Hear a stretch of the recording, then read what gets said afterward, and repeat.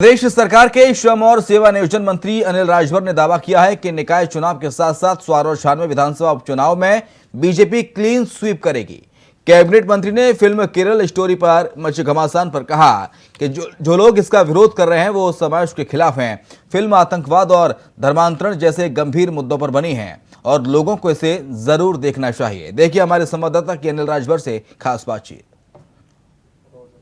UP में विधानसभा की 2 सीटों पर आज उपचुनाव हो रहा है, जिसमें रामपुर किसौर विधानसभा की सीट और मिर्जापुर की 96 विधानसभा की सीट है। हमारे साथ इस समय बात करने के लिए प्रदेश सरकार में कैबिनेट मंत्री अनिल राजभर जी हैं। इससे बात करते हैं। आज जिस तरीके से इन 2 सीटों पे उपचुनाव हो रहा है, किस तरीके से देखते हैं और किस स्तर की तैयारियां आप लोगों ने करी हैं? बहुत ग्रास रूट पे हम लोगों ने काम किया है और सरकार की नीतियों की स्वीकार्यता जनता के बीच में जिस तरह से दिखाई दे रही है और जनता का जिस तरह से समर्थन मिल रहा है, मैं समझता हूं कि स्वार भी हम जीतने जा रहे हैं और 96 में पिछले बार से भी ज़्यादा मतों से हम जीतेंगे। ये दोनों उपचुनाव हम जीतेंगे और जनता को इसके लिए हम लोग बधाई देना चाहते हैं कि बहुत से बंधनों को तोड़कर जनता आज प्रधानमंत्री जी की विकासवादी नीति, उत्तर प्रदेश की सरकार की विकासवादी नीति का जो समर्थन जनता कर रही है, उसके लिए उसका स्वागत करना चाहिए। स्वार विधानसभा सीट की बात करें तो क्या एक नंबर ऑफ सीट है या एक बड़ा मैसेज भी होगा 2024 के लोकसभा चुनाव के लिहाज से, चूंकि रामपुर आजमगढ़ का गढ़, आजम खान का गढ़ माना जाता रहा है और समाजवादी पार्टी का गढ़, तो ऐसे में चूंकि पहले भी आप लोकसभा का उपचुनाव जीत चुके हैं और स्वार विधानसभा की सीट अगर आप जीतते हैं तो क्या एक मैसेज भी होगा? बिल्कुल संदेश है। जो एकदम से लोग मानते थे कि भाजपा के प्रतिकूल स्थिति वाली वो सीट है, अगर उसको हम जीतते हैं तो उत्तर प्रदेश के अंदर मैं समझता हूं कि मुस्लिम वर्ग में एक बहुत बड़ा हिस्सा है जो उत्तर प्रदेश की जो हम लोगों को विकास की नीति लेकर हम लोग आगे चल रहे हैं। विकास हमारा जो मुद्दा है, अगर उसका समर्थन वहां की जनता करती है तो ये तो बहुत बड़ा मैसेज होगा। कल निकाय चुनाव को लेकर दूसरे और अंतिम चरण का भी मतदान होना है। पूर्वांचल की बड़ी जिम्मेदारी भी आपको मिली।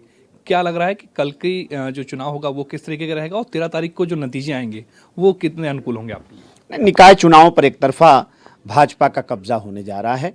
मैं बस छोटा सा एक उदाहरण देना चाहता हूं कि दशकों पुरानी मांग को हमारी सरकार ने पूरा किया है।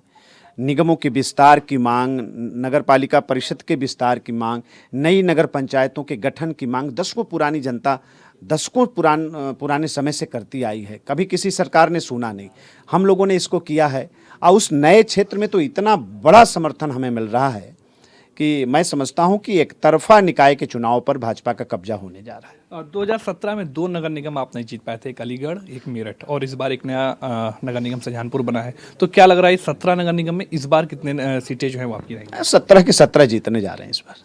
17 सीटों पे भी परिवर्तन? हाँ बिल्कुल मिलेगा। 17 के 17 निगम पर भाजपा का कब्जा होने जा रहा है। एक आखिरी सवाल, द केरला स्टोरी मूवी इस समय बड़ी चर्चा में है। एक तरफ कुछ राज्यों में इसको बैन किया गया है, उत्तर प्रदेश में सरकार ने इसको टैक्स फ्री किया है। जो विरोधी दल हैं आपके, उनका कहना है कि सरकार आपसी मतभेद जो है वो फैलाना चाहती है, इसलिए इस तरीके की जो फिल्में हैं उनको प्रमोट कर रही है। नहीं, मतभेद का इसमें सवाल ही नहीं है। आतंकवादी गतिविधियों का अगर किसी माध्यम से पर्दाफाश हो रहा हो तो ये स्वागत करने वाला विषय है। किन लोगों के पेट में दर्द हो रहा है, काहे के लिए हो रहा है?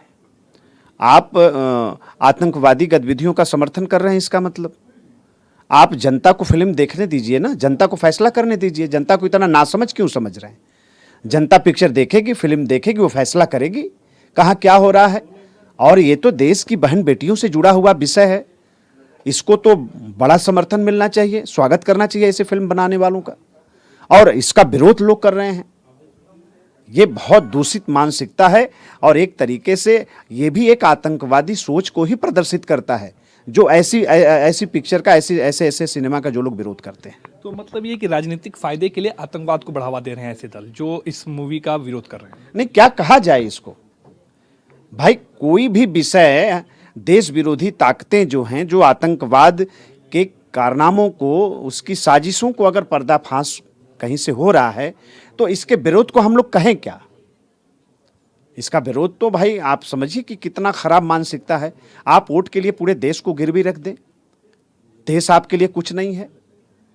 आप वोट के चक्कर में, सरकार के चक्कर में, सत्ता के चक्कर में आप मोदी जी का विरोध करते करते पूरे देश का विरोध करने लग रहे हैं। आपको समझ में नहीं आ रहा है कि आप कर क्या रहे हैं। जनता आप देखिए 13 तारीख के परिणाम आएंगे, ऐसे लोगों को सबक सिखाएगी और बहुत अच्छी तरीके से सबक सिखाएगी। बहुत बहुत शुक्रिया हमसे बात करने के लिए। तो ये थे कैबिनेट मंत्री अनिल राजभर, जिनका साफ तौर पर कहना है कि 13 तारीख को जो नतीजे आएंगे वो इस बार 2017 से भी अधिक बीजेपी के फेवर में होंगे और पूरी तैयारी बीजेपी ने करी है और उसकी मेहनत जो है वो 13 तारीख को नतीजों में भी साफ तौर पर नजर आएगी। लखनऊ से इंडिया वॉइस के लिए प्रियम पाठक।